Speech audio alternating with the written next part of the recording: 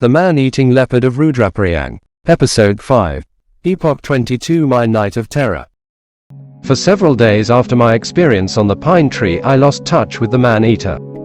He did not return to the broken ground, and I found no trace of him, or of the female who had saved his life. In the miles of forest I searched on the high ground above the cultivated land. In these forests I was more at home, and if the leopards had been anywhere in them I should have been able to find them, for there were birds and animals in the forest that would have helped me. The female, being restless, was quite evidently straying far from her home when she heard me call from the top of the pine tree, and on being joined by the male had gone back to her own area, accompanied by the mate I had helped her to find. The male would presently return alone, and as the precautions now being taken by the people on the left bank were making it difficult for him to procure a human kill, he would probably try to cross over to the right bank of the Alexander. So for the next few nights I mounted guard on the Rudraparyag bridge. There were 3 approaches to the bridge on the left bank, the one from the south passing close to the bridge chokadar's house, and on the 4th night I heard the leopard killing the chokadar's dog, a friendly nondescript little beast that used to run out and greet me every time I passed that way. The dog seldom barked, but that night it had been barking for 5 minutes when suddenly the bark ended in a yelp, followed by the shouting of the chokadar from inside his house, after which there was silence. The thorn bushes had been removed from the archway and the bridge was open, yet though I lay with finger on trigger for the rest of the night, the leopard did not try to cross. After killing the dog and leaving it lying on the road, the leopard, as I found from his tracks next morning, came to the tower. 5 more steps in the direction in which he was going would have brought him out on the bridge, but those 5 steps he did not take. Instead he turned to the right, and after going a short distance up the footpath towards the bazaar, he returned and went up the pilgrim road to the north. A mile up the road I lost his tracks. 2 days later I received a report that a cow had been killed the previous evening, 7 miles up the pilgrim road. It was suspected that the cow had been killed by the man-eater, for the previous night, the night the dog had been killed, the leopard had tried to break open the door of a house close to where, the next evening, the cow had been killed. On the road I found a number of men waiting for me who, knowing that the walk up from Rudraparyag would be a hot one, had very thoughtfully provided a dish of tea. While we sat in the shade of a mango tree and smoked, and I drank the dish of tea, they told me that the cow had not returned with the herd the previous evening, and that it had been found between the road and the river when a search had been made for it that morning. They also told me of the many hairbreadth escapes each of them had had from the man-eater during the past 8 years. I was very interested to learn from them that the leopard had only adopted his present habit of trying, and in many cases succeeding, to break open the doors of houses 3 years previously, and that before he had been content to take people who were outside their houses, or from houses the doors of which had been left open. Now, they said, the shaitan has become so bold that sometimes when he has not been able to break down the door of a house, he has dug a hole through the mud wall, and got at his victims in the way. To those who do not know our hill people, or understand their fear of the supernatural, it will seem incredible that a people renowned for their courage, and who have won the highest awards on the field of battle, should permit a leopard to break open a door, or to dig a hole in a wall of a house, in which in many cases there must have been men with axes, kukris, or, even in some cases, firearms at hand. I know of only one case in all those 8 long years in which resistance was offered to the man-eater, and in that case the resister was a woman. She was sleeping alone in a house, the door of which she had left unfastened. This door, as in the case of the door of the house occupied by the woman who escaped with a lacerated arm, opened inwards. On entering the room the leopard seized the woman's left leg, and as it dragged her across the room, the woman's hand came in contact with a gandiza, a tool used for chopping chaff for cattle, and with this the woman dealt the leopard a blow. The leopard did not release his hold, but backed out of the room, and as it did so either the woman pushed the door, or else this happened accidentally. Whichever it may have been, with the woman on one side of the door and the leopard on the other, the leopard exerted its great strength and tore the limb from the woman's body. Makandi Lal, at that time member for Garhwal in the United Provinces Legislative Council, who was on an electioneering tour, arrived in the village the following day and spent a night in the room, but the leopard did not return. In a report to the council, Makandi Lal stated that 75 human beings had been killed by the leopard in the course of that 1 year, and he asked the government to launch a vigorous campaign against the man-eater. Accompanied by one of the villagers to show me the way, and by Madho Singh, I went down to the kill. The cow had been killed in a deep ravine a quarter of a mile from the road and 100 yards from the river. On one side of the ravine there were big rocks with dense brushwood between, and on the other side of the ravine there were a few small trees, none of which was big enough to sit in. Under the trees, and about 30 yards from the kill, there was a rock with a little hollow at the base of it, so in the hollow I decided to sit. Both Madho Singh and the villager objected very strongly to my sitting on the ground, but as this was the first animal kill I had got since my arrival at Rudraparyag in a place where it was reasonable to expect the leopard to come at an early hour, about sundown, I overruled their objections, and sent them back to the village. My seat was dry and comfortable, and with my back to the rock and a small bush to conceal my legs, I was confident the leopard would not see me, and that I should be able to kill it before it was aware of my presence. I had provided myself with a torch and a knife, and with my good rifle across my knees I felt that in this secluded spot my chances of killing the leopard were better than any I had yet had. Without movement and with my eyes on the rocks in front of me I sat through the evening, each second bringing the time nearer when the undisturbed and unsuspecting leopard would for a certainty return to his kill. The time I had been waiting for had come, and was passing. Objects near at hand were beginning to get blurred and indistinct. The leopard was a little later in coming than I had expected him to be, but that was not worrying me, for I had a torch, and the kill was only 30 yards from me, and I would be careful over my shot and make quite sure that I did not have a wounded animal to deal with. In the deep ravine there was absolute silence. The hot sun of the past few days had made the dead leaves on the bank on which I was sitting as dry as tinder. This was very reassuring, for it was now dark, and whereas previously I had depended on my eyes for protection, I now had to depend on my ears, and with thumb on the button of the torch and finger on trigger I was prepared to shoot in any direction in which I heard the slightest sound. The non-appearance of the leopard was beginning to cause me uneasiness. Was it possible that from some concealed place among the rocks he had been watching me all these hours, and was he now licking his lips in anticipation of burying his teeth in my throat, for he had long been deprived of human flesh? In no other way could I account for his not having come, and if I were to have the good fortune to leave the ravine on my feet, my ears would have to serve me now as they had never served me before. For what seemed like hours I strained my ears, and then, noticing it letting darker than it should have been, I turned my eyes up to the sky and saw that a heavy bank of clouds was drifting across the sky, obscuring the stars one by one. Shortly thereafter big drops of rain started to fall, and where there had been absolute and complete silence there was now sound and movement all round. The opportunity the leopard had been waiting for had come. Hastily taking off my coat I wound it round my neck, fastening it securely in place with the sleeves. The rifle was now useless, but might help to cause a diversion, so transferring it to my left hand I unsheathed my knife and got a good grip of it with my right hand. The knife was what is called an Afridi stabbing knife, and I devoutly hoped it would serve me as well as it had served its late owner, for when buying it from the government store at Hangu on the northwest frontier, the deputy commissioner had drawn my attention to a label attached to it and to 3 notches on the handle, and said it had figured in 3 murders. Admittedly a gruesome relic, but I was glad to have it in my hand, and I clutched it tight while the rain lashed down. Leopards, that is ordinary forest leopards, do not like rain and invariably seek shelter, but the man-eater was not an ordinary leopard, and there was no knowing what his likes or dislikes were, or what he might or might not do. When Madho Singh was leaving he asked how long I intended sitting up, and I had answered, until I have shot the leopard, so I could expect no help from him, and of help I was at that time in urgent need. Should I go or should I remain with the questions that were troubling me, and one option was as unattractive as the other. If the leopard up to then had not seen me it would be foolish to give my position away, and possibly fall across him on the difficult ground I should have to negotiate on my way up to the Pilgrim Road. On the other hand, to remain where I was for another 6 hours, momentarily expecting to have to fight for my life with an unfamiliar weapon, would put a strain on my nerves which they were not capable of standing. So getting to my feet and shouldering the rifle, I set off. I had not far to go, only about 500 yards, half of which was over wet clay and the other half over rocks worn smooth by bare feet and the hooves of cattle. Afraid to use the torch for fear of attracting the man-eater, and with one hand occupied with the rifle and the other with the knife, my body made as many contacts with the ground as my rubber-shod feet. When I eventually reached the road I sent a full-throated cooey into the night, and a moment later I saw a door in the village far up the hillside open and Madho Singh and his companion emerge, carrying a lantern. When the two men joined me, Madho Singh said he had had no uneasiness about me until the rain started, and that he had then lit the lantern, and sat with his ear against the door listening.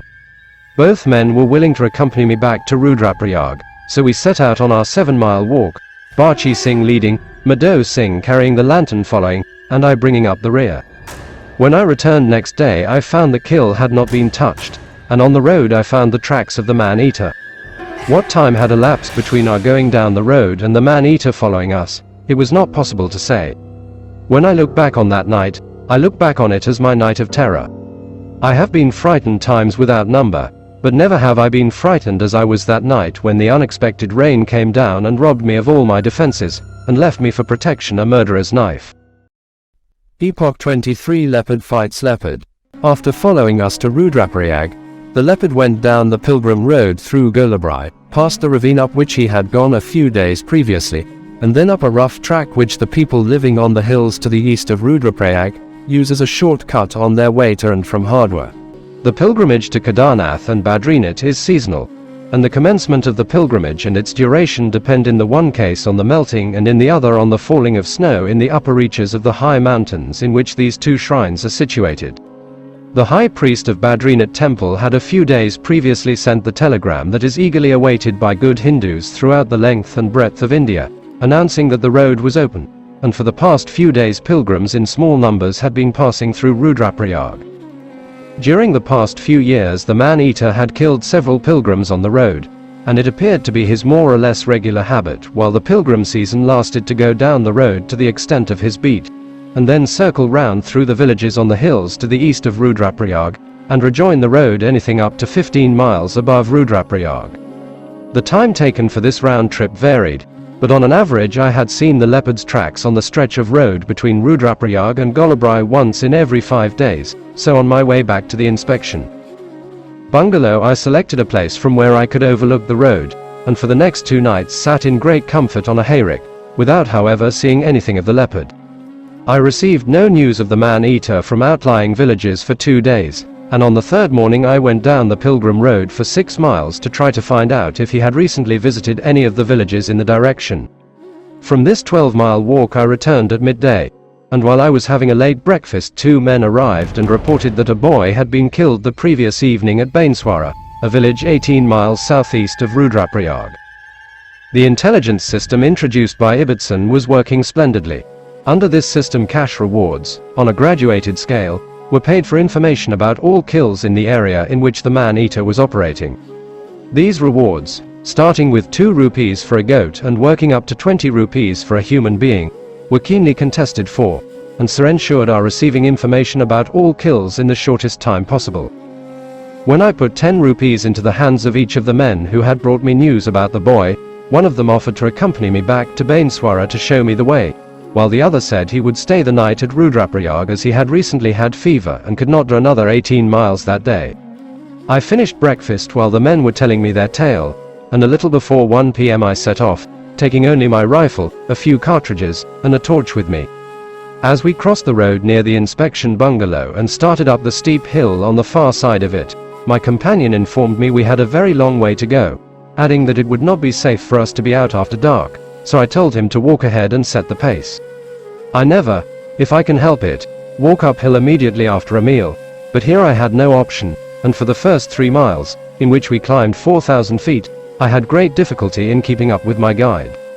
A short stretch of comparatively flat ground at the end of the 3 miles gave me back my wind, and after that I walked ahead and set the pace.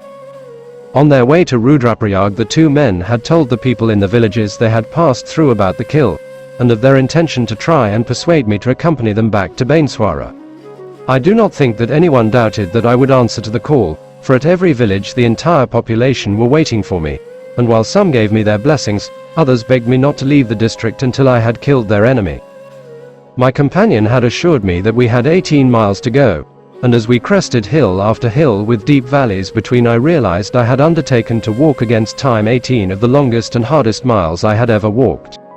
The sun was near setting when, from the crest of one of these unending hills, I saw a number of men standing on a ridge a few hundred yards ahead of us. On catching sight of us, some of the men disappeared over the ridge, while others came forward to meet us. The headman of Bainswara was among the latter, and after he had greeted me, he cheered me by telling me that his village was just over the crest of the hill, and that he had sent his son back to get tea ready. The 14th of April 1926 is a date that will long be remembered in Garhwal, for it was on that day that the man-eating Leopard of Rudraprayag killed his last human victim. On the evening of that day, a widow and her 2 children, a girl aged 9 and a boy aged 12, accompanied by a neighbor's son aged 8, went to a spring a few yards from Bainswara village to draw water for the preparation of their evening meal. The widow and her children occupied a house in the middle of a long row of homesteads. These homesteads were double-storied, the low-ceilinged ground floor being used for the storage of grain and fuel, and the first floor for residences. A veranda 4 feet wide ran the entire length of the building, and short flights of stone steps flanked by walls gave access to the veranda, each flight of steps being used by 2 families. A flagged courtyard, 60 feet wide and 300 feet long, bordered by a low wall, extended along the whole length of the building. The neighbor's son was leading as the party of 4 approached the steps used by the widow and her children, and as the boy started to mount the steps he saw an animal, which he mistook for a dog, lying in an open room on the ground floor adjoining the steps. He said nothing about the animal at the time, and the others apparently did not see it. The boy was followed by the girl, the widow came next, and her son brought up the rear. When she was halfway up the short flight of stone steps, the mother heard the heavy brass vessel her son was carrying crash on the steps and go rolling down them. Reprimanding him for his carelessness, she set her own vessel down on the veranda and turned to see what damage her son had done. At the bottom of the steps she saw the overturned vessel. She went down and picked it up, and then looked round for her son. As he was nowhere in sight, she assumed he had got frightened and had run away, so she started calling to him. Neighbors in adjoining houses had heard the noise made by the falling vessel, and now, hearing the mother calling to her son, they came to their doors and asked what all the trouble was about. It was suggested that the boy might be hiding in one of the ground floor rooms, so as it was now getting dark in these rooms, a man lit a lantern and came down the steps towards the woman, and as he did so he saw drops of blood on the flagstones where the woman was standing. At the sound of the man's horrified ejaculation, other people descended into the courtyard, among whom was an old man who had accompanied his master on many shooting expeditions. Taking the lantern from the owner's hand, this old man followed the blood trail across the courtyard and over the low wall. Beyond the wall was a drop of 8 feet into a yam field. Here in the soft earth were the splayed out pug marks of a leopard. Up to that moment no one suspected that the boy had been carried off by a man-eater, for though everyone had heard about the leopard, it had never previously been within 10 miles of their village. As soon as they realized what had happened, the women began screaming, and while some men ran to their houses for drums, others ran for guns, of which there were 3 in the village, and in a few minutes pandemonium broke out. Throughout the night drums were beaten and guns were fired. At daylight the boy's body was recovered, and 2 men were dispatched to Rudraparyag to inform me. As I approached the village in company with the headman, I heard the wailing of a woman mourning her dead. It was the mother of the victim, and she was the first to greet me. Even to my unpracticed eye it was apparent that the bereaved mother had just weathered one hysterical storm and was heading for another, and as I lacked the art of dealing with people in this condition, I was anxious to spare the woman a recital of the events of the previous evening, but she appeared to be eager to give me her version of the story, so I let her have her way. As the story unfolded itself, it was apparent that her object in telling it was to ventilate her grievance against the men of the village for not having run after the leopard and rescued her son, as his father would have done had he been alive. In her accusation against the men, I told her she was unjust, and in her belief that her son could have been rescued alive, I told her she was wrong. For when the leopard clamped his teeth round the boy's throat, the canine teeth dislocated the head from the neck, and the boy was already dead before the leopard carried him across the courtyard, and nothing the assembled men, or anyone else, could have done would have been of any use. Standing in the courtyard drinking the tea that had thoughtfully been provided for me, and noting the 100 or more people who were gathered round, it was difficult to conceive how an animal the size of a leopard had crossed the courtyard in daylight without being seen by any of the people who must have been moving about at that time, or how its presence had gone undetected by the dogs in the village. I climbed down the 8-foot wall that the leopard carrying the boy had jumped down, and followed the drag across the yam field, down another wall 12 feet high, and across another field. At the edge of this second field, there was a thick hedge of rambler roses, 4 feet high. Here the leopard had released his hold on the boy's throat, and after searching for an opening in the hedge and not finding one, he had picked the boy up by the small of the back and, leaping the hedge, gone down a wall 10 feet high on the far side. There was a cattle track at the foot of this third wall, and the leopard had only gone a short distance along it when the alarm was raised in the village. The leopard had then dropped the boy on the cattle track and gone down the hill. He was prevented from returning to his kill by the beating of drums and the firing of guns which had gone on all night in the village. The obvious thing for me to have done would have been to carry the body of the boy back to where the leopard had left it, and to have sat over it there. But here I was faced with two difficulties: the absence of a suitable place in which to sit, and my aversion to sitting in an unsuitable place. The nearest tree, a leafless walnut, was 300 yards away, and was therefore out of the question, and quite frankly I lacked the courage to sit on the ground. I had arrived at the village at sundown. It had taken a little time to drink the tea, hear the mother's story, and trail the leopard, and there was not sufficient daylight left for me to construct a shelter that would have given me even the semblance of protection.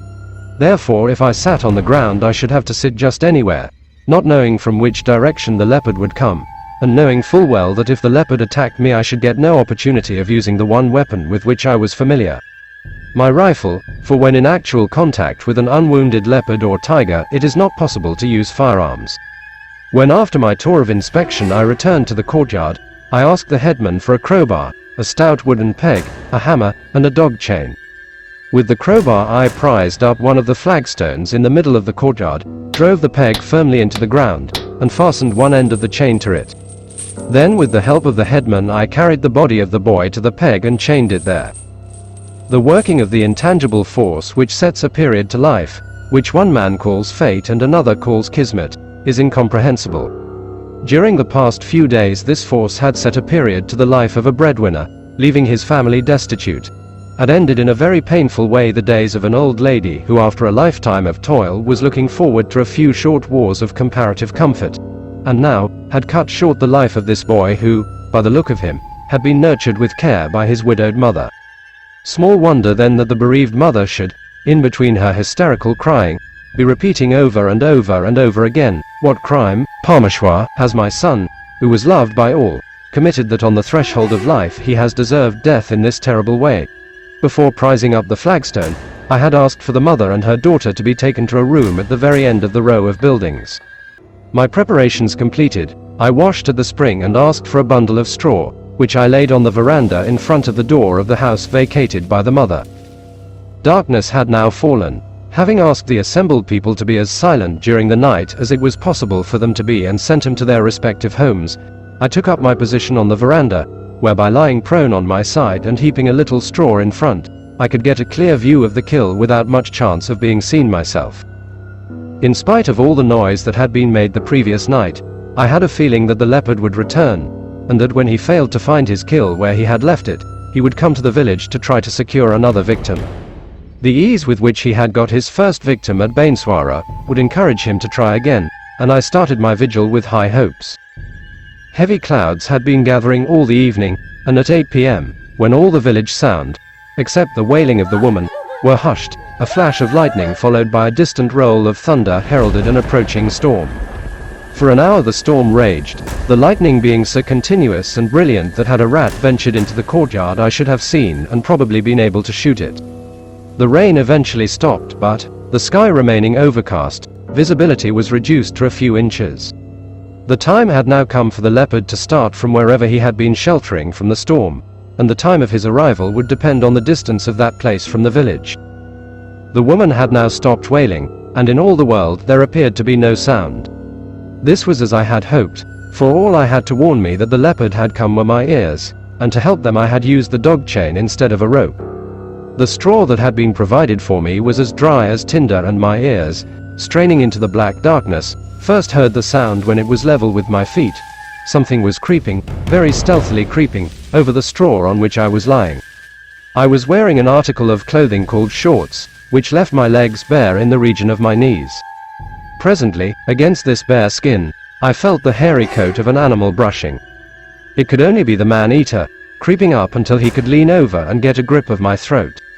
A little pressure now on my left shoulder, to get a foothold, and then, just as I was about to press the trigger of the rifle to cause a diversion, a small animal jumped down between my arms and my chest. It was a little kitten, soaking wet, that had been caught out in the storm and, finding every door shut, had come to me for warmth and protection. The kitten had hardly made itself comfortable inside my coat, and I was just beginning to recover from the fright it had given me, when from beyond the terraced fields there was some low growling which gradually grew louder, and then merged into the most savage fight I have ever heard. Quite evidently the man-eater had returned to the spot where the previous night he had left his kill, and while he was searching for it, in not too good a temper, another male leopard who looked upon this particular area as his hunting ground, had accidentally come across him and set on him. Fights of the nature of the one that was taking place in my hearing are very unusual, for carnivores invariably keep to their own areas, and if by chance two of the same sex happen to meet, they size up each other's capabilities at a glance, and the weaker gives way to the stronger. The man-eater, though old, was a big and a very powerful male, and in the 500 square miles he ranged over there was possibly no other male capable of disputing his rule. But here at Bainswara he was a stranger and a trespasser, and to get out of the trouble he had brought on himself he would have to fight for his life. And this he was undoubtedly doing. My chance of getting a shot had now gone, for even if the man-eater succeeded in defeating his attacker, his injuries would probably prevent him from taking any interest in kills for some time to come. There was even a possibility of the fight ending fatally for him, and here would indeed be an unexpected end to his career, killed in an accidental encounter by one of his own kind, when the combined efforts of the government and the public had failed, over a period of 8 years, to accomplish this end. The first round, lasting about 5 minutes, was fought with unabating savagery, and was inconclusive, for at the end of it I could still hear both animals. After an interval of 10 or 15 minutes the fight was resumed, but at a distance of 200 to 300 yards from where it had originally started. Quite evidently the local champion was getting the better of the fight and was gradually driving the intruder out of the ring. The third round was shorter than the two that had preceded it, but was no less savage, and when after another long period of silence the fight was again resumed, the scene had receded to the shoulder of the hill, where after a few minutes it died out of hearing. There was still 6 hours of darkness left. Even so I knew my mission to Bainswara had failed, and that my hope that the fight would be fought to a finish and would end in the death of the man-eater had been short-lived.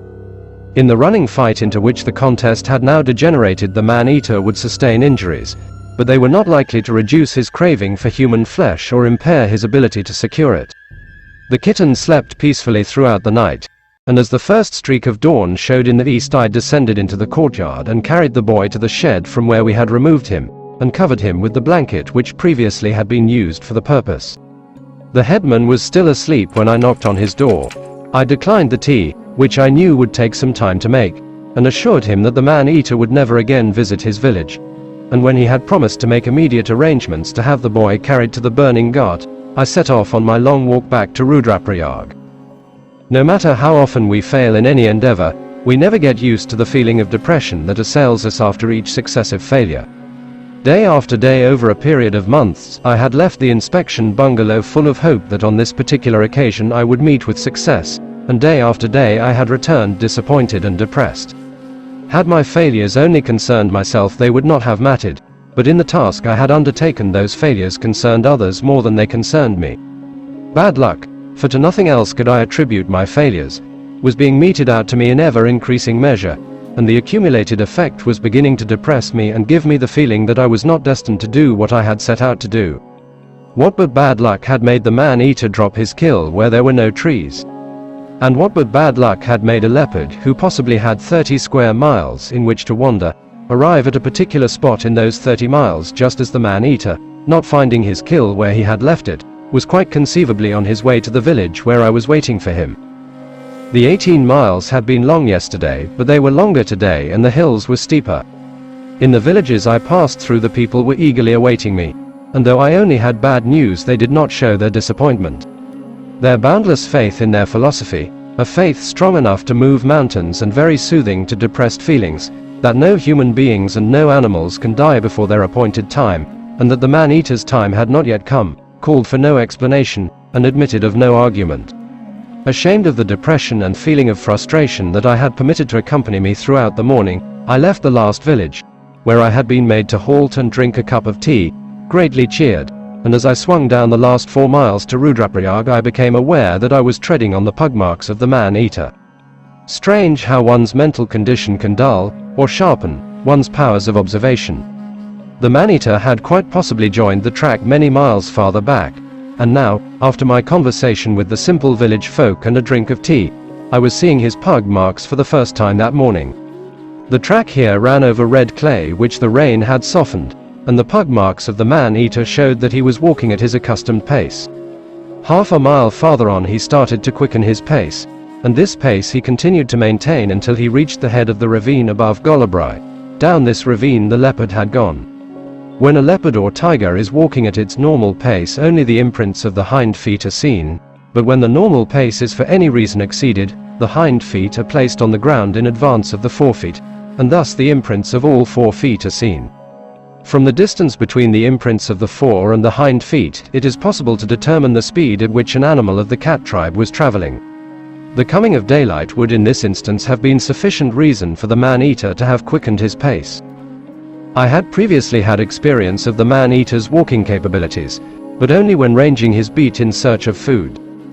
Here he had a better reason for the long walk he had undertaken, for he was anxious to put as great a distance as possible between himself and the leopard who had given him a lesson in the law of trespass.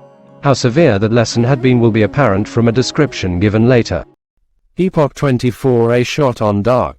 Meal times in India vary according to the season of the year and individual tastes. In most establishments the recognized times for the 3 principal meals are breakfast, 8 to 9, lunch, 1 to 2, and dinner, 8 to 9.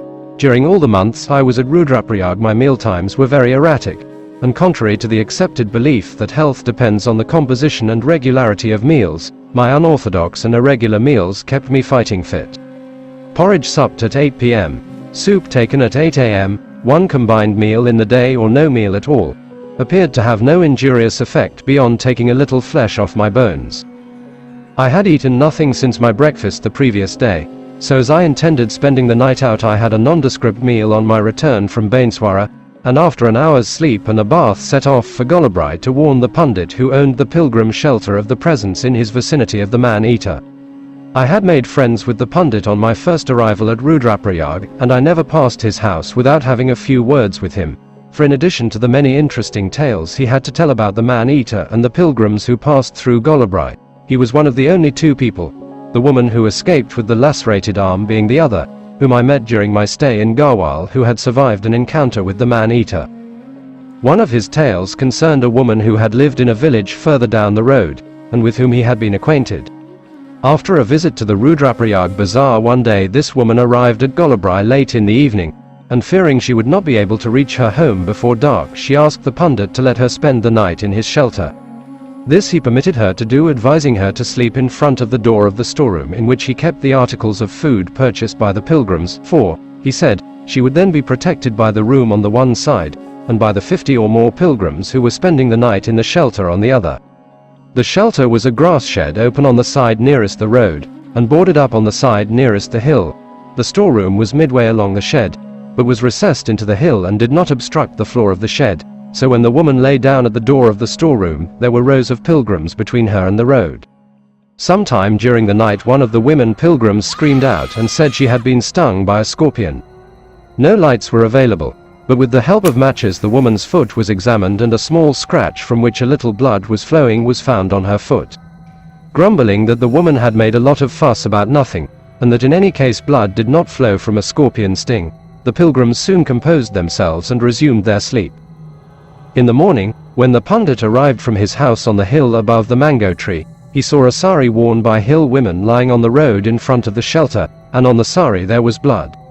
The pundit had given his friend what he considered to be the safest place in the shelter, and with 50 or more pilgrims lying all round her the leopard had walked over the sleeping people, killed the woman, and accidentally scratched the sleeping pilgrim's foot when returning to the road.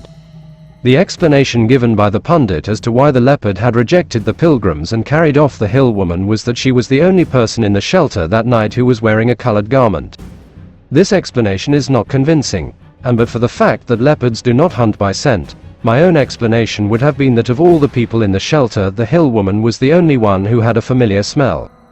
Was it just bad luck, or fate, or being the only one of all the sleepers who realized the danger of sleeping in an open shed? Had the victim's fear in some inexplicable way conveyed itself to the man-eater, and attracted him to her? It was not long after this occurrence that the pundit had his own encounter with the man-eater. The exact date, which could if desired be ascertained from the hospital records at Rudraparyag, is immaterial, and for the purpose of my story it will be sufficient to say that it took place during the hottest part of the summer of 1921, that is 4 years before I met the pundit. Late one evening of that summer 10 pilgrims from Madras arrived weary and footsore at Golabrai, and expressed their intention of spending the night in the pilgrim shelter. Fearing that if any more people were killed at Golabrai, his shelter would get a bad reputation, the pundit tried to persuade him to continue on for another 2 miles to Rudraparyag, where they would be ensured of safe accommodation.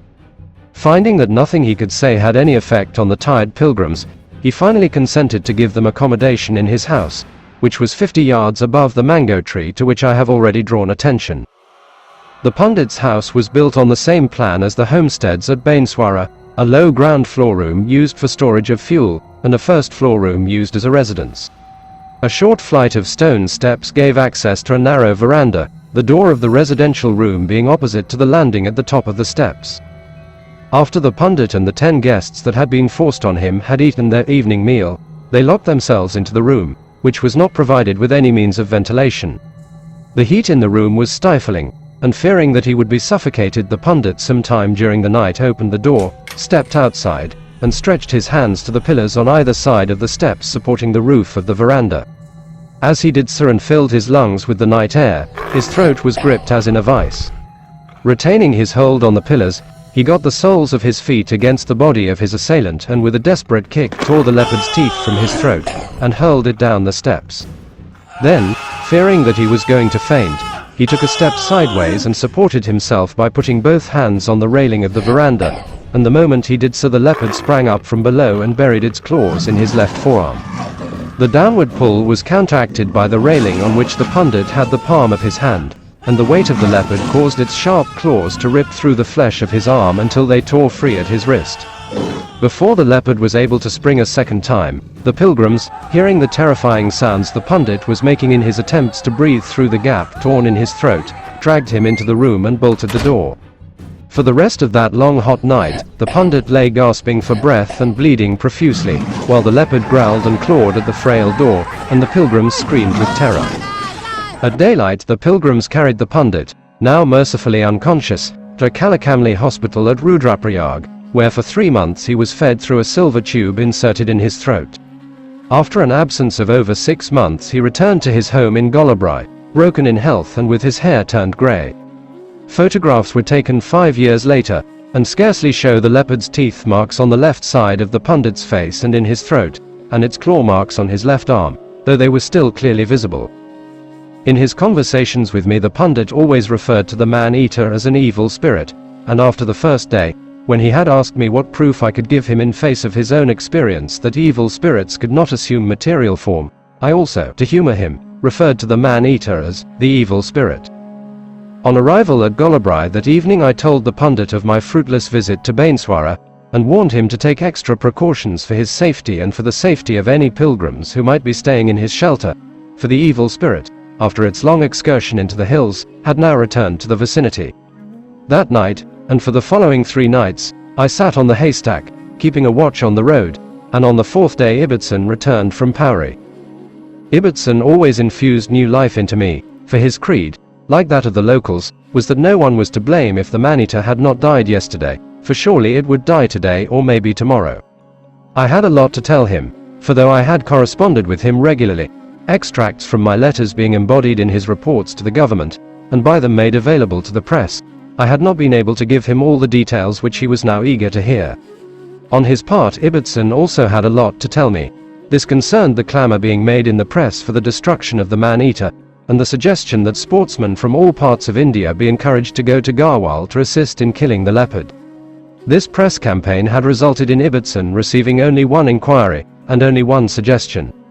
The inquiry was from a sportsman who said that, if arrangements for his travel, accommodation, food, and so on, were made to his satisfaction, he would consider whether it was worth his while to come to Golabrai. and the suggestion was from a sportsman in whose opinion the speediest and easiest way of killing the leopard was to paint a goat over with arsenic, sew up its mouth to prevent it licking itself, and then tie it up in a place where the leopard would find and eat it, and so poison itself. We talked long that day, reviewing my many failures in minutest detail, and by lunchtime, when I had told Ibbotson of the leopard's habit of going down the road between Rudraparyag and Golabrai on an average once in every 5 days, I convinced him that the only hope I now had of shooting the leopard was by sitting over the road for 10 nights, for, as I pointed out to him, the leopard would be almost certain to use the road at least once during the period. Ibbotson consented to my plan very reluctantly, for I had already sat up many nights and he was afraid that another 10 on end would be too much for me. However, I carried my point, and then told Ibbotson that if I did not succeed in killing the leopard within the stipulated time, I would return to Naini Tal and leave the field free for any newcomers who might consider it worth their while to take my place. That evening Ibbotson accompanied me to Golabrai and helped me to put up a makan in the mango tree 100 yards from the pilgrim shelter and 50 yards below the pundit's house. Immediately below the tree, and in the middle of the road, we drove a stout wooden peg, and to this peg we tethered a goat with a small bell round its neck. The moon was nearly at its full. Even so, the high hill to the east of Golabrai only admitted of the moon lighting up the deep Ganges valley for a few hours, and if the leopard came while it was dark the goat would warn me of his approach.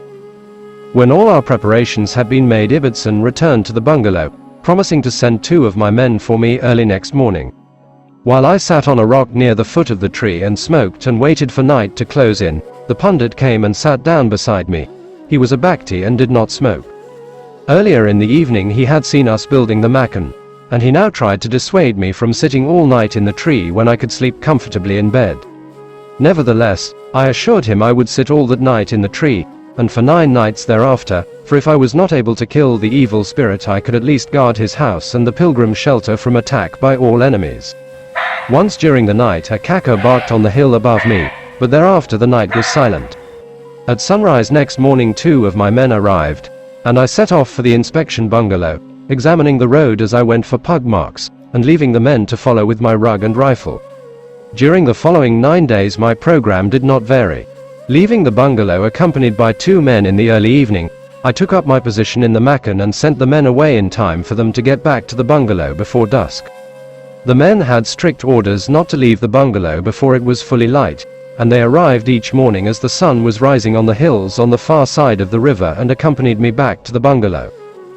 During all those 10 nights, the barking of the kaka on the first night was all that I heard. That the man-eater was still in the vicinity, we had ample proof, for twice within those 10 nights it had broken into houses and carried off, on the first occasion, a goat and, on the second occasion, a sheep. I found both kills with some difficulty for they had been carried a long distance, but neither had been of any use to me as they had been eaten out. Once also during those 10 nights, the leopard had broken down the door of a house which, fortunately for the inmates, had 2 rooms, the door of the inner room being sufficiently strong to withstand the leopard's onslaught. On return to the bungalow after my 10th night in the mango tree, Ibbotson and I discussed our future plans. No further communications had been received from the sportsman, no one else had expressed a desire to accept the government's invitation, and no one had responded to the appeals made by the press. Neither Ibbotson nor I could afford to spend more time at Rudraparyag. Ibbotson because he had been away from his headquarters for 10 days and it was necessary for him to return to Pauri to attend to urgent work, and I because I had work to do in Africa and had delayed my departure for 3 months and could not delay it any longer. Both of us were reluctant to leave Garhwal to the tender mercies of the man-eater, and yet, situated as we were, it was hard to decide what to do. One solution was for Ibbotson to apply for leave, and for me to cancel my passage to Africa and cut my losses. We finally agreed to leave the decision over for that night, and to decide on our line of action next morning. Having come to this decision, I told Ibbotson I would spend my last night in Garhwal in the mango tree. Ibbotson accompanied me on that 11th, and last, evening, and as we approached Golabrai we saw a number of men standing on the side of the road, looking down into a field a little beyond the mango tree. The men had not seen us, and before we got up to them they turned and moved off towards the pilgrim shelter. One of them however looked back, and seeing me beckoning retraced his steps. In answer to our questions he said he and his companions had for an hour been watching a great fight between 2 big snakes down in the field. No crops appeared to have been grown there for a year or more, and the snakes had last been seen near the big rock in the middle of the field. There was smears of blood on this rock, and the man said they had been made by the snakes, which had bitten each other and were bleeding in several places. Having broken a stick from a nearby bush, I jumped down into the field to see if there were any holes near the rock, and as I did so I caught sight of the snakes in a bush just below the road. Ibbotson had in the meantime armed himself with a stout stick, and as one of the snakes tried to climb up onto the road he killed it. The other one disappeared into a hole in the bank from where we were unable to dislodge it. The snake Ibbotson had killed was about 7 feet long and of a uniform light straw color, and on its neck it had several bites. It was not a rat snake, and as it had very pronounced poison fangs we concluded it was some variety of hoodless cobra. Cold-blooded creatures are not immune to snake poison, for I have seen a frog bitten by a cobra die in a few minutes, but I do not know if snakes of the same variety can poison each other, and the one that escaped into the hole may have died in a few minutes or it may have lived to die of old age. After Ibbotson left, the pundit passed under my tree on his way to the pilgrim shelter, carrying a pail of milk. He informed me that 150 pilgrims, who had arrived during the day, were determined to spend the night in his shelter and that he was powerless to do anything about it. It was then too late for me to take any action, so I told him to warn the pilgrims to keep close together and not on any account to move about after dark. When he hurried back to his house a few minutes later, he said he had warned the pilgrims accordingly. In a field adjoining the road, and about 100 yards from my tree, there was a thorn enclosure in which a packman, not my old friend, earlier in the evening had penned his flock of goats and sheep. With the packman were 2 dogs who had barked very fiercely at us as we came down the road, and at Ibbotson after he left me to go back to the bungalow. The moon was a few days past the full, and the valley was in darkness when, a little after 9 p.m., I saw a man carrying a lantern leave the pilgrim shelter and cross the road. A minute or two later, he recrossed the road and on gaining the shelter extinguished the lantern, and at the same moment the packman's dogs started barking furiously.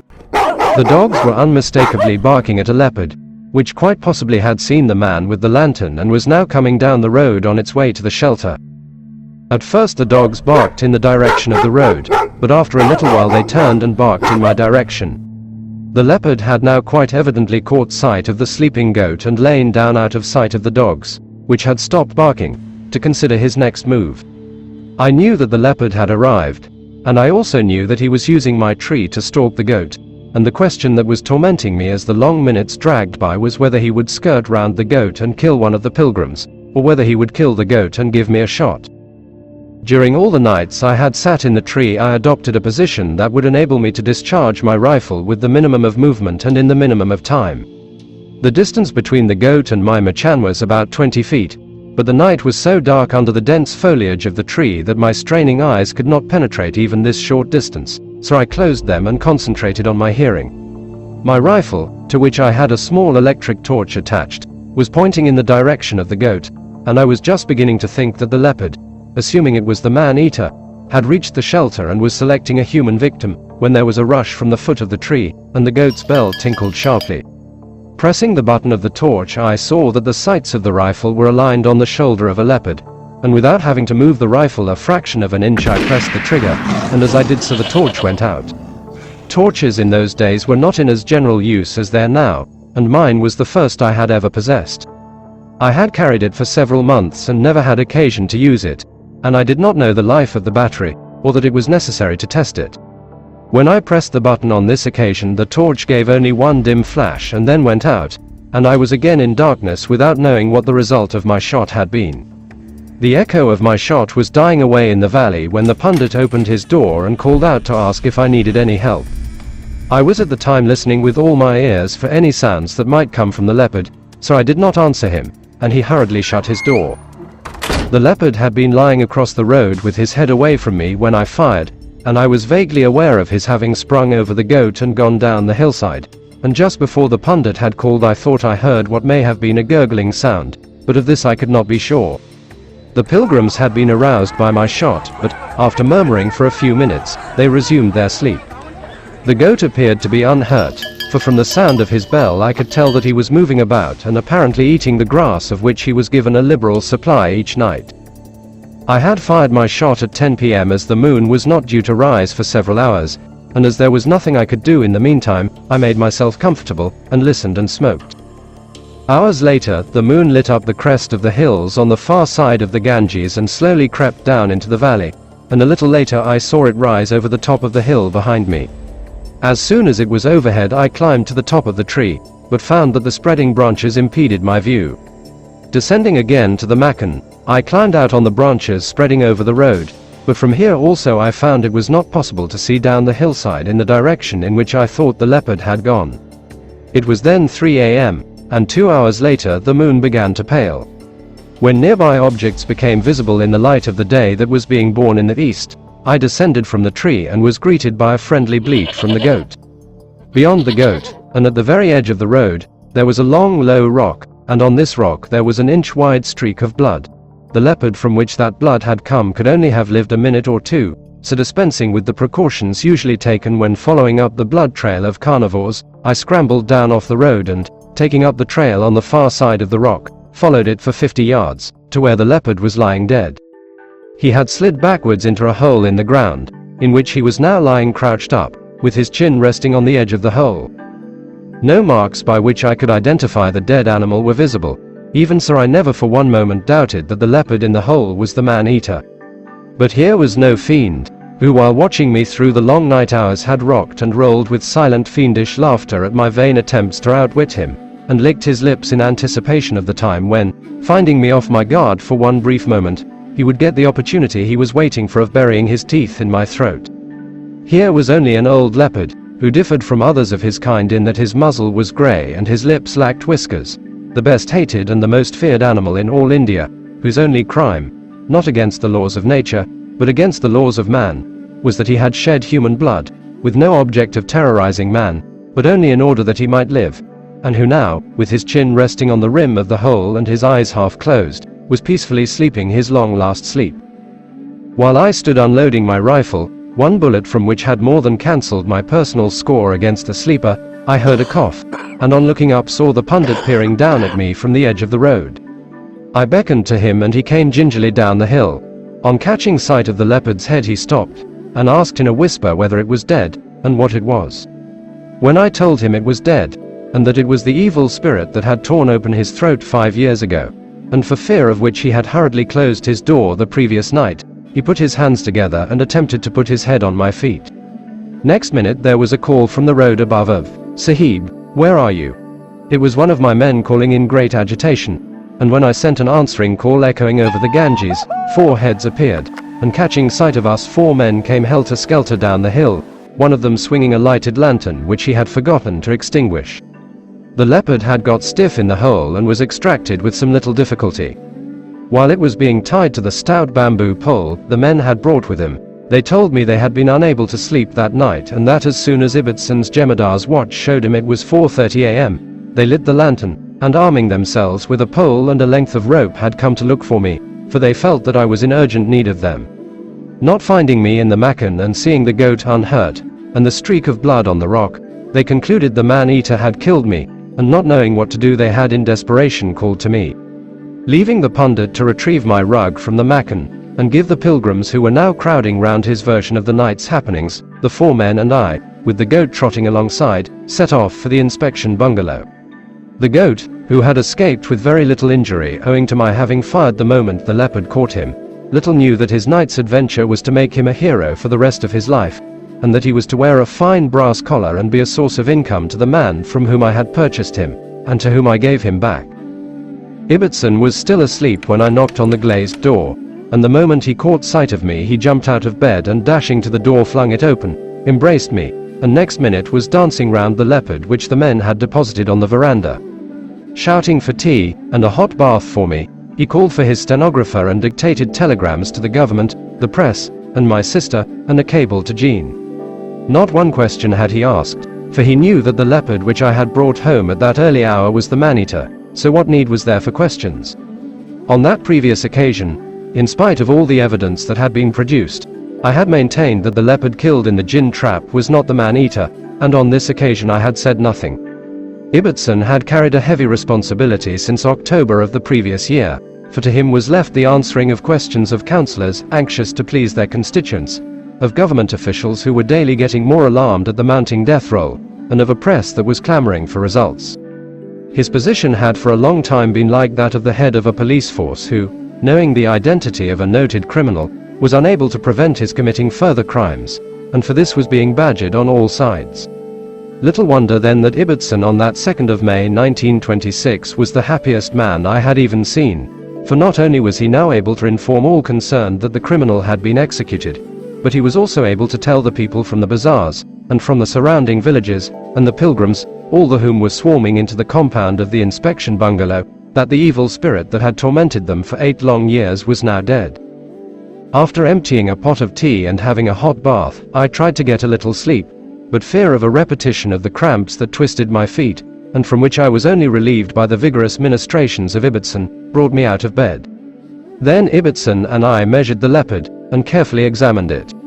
The following are the results of our measurements and of our examination. Measurements. Length, between pegs 7 feet, 6 inches. Length, over curves 7 feet, 10 inches. Note: these measurements were taken after the leopard had been dead 12 hours. Description. Color: light straw. Hair: short and brittle. Whiskers: none. Teeth: worn and discolored, 1 canine tooth broken. Tongue and mouth: black. Wounds: 1 fresh bullet wound in right shoulder. 1 old bullet wound in pad of left hind foot, and part of 1 toe and 1 claw missing from same foot. Several deep and partly healed cuts on head.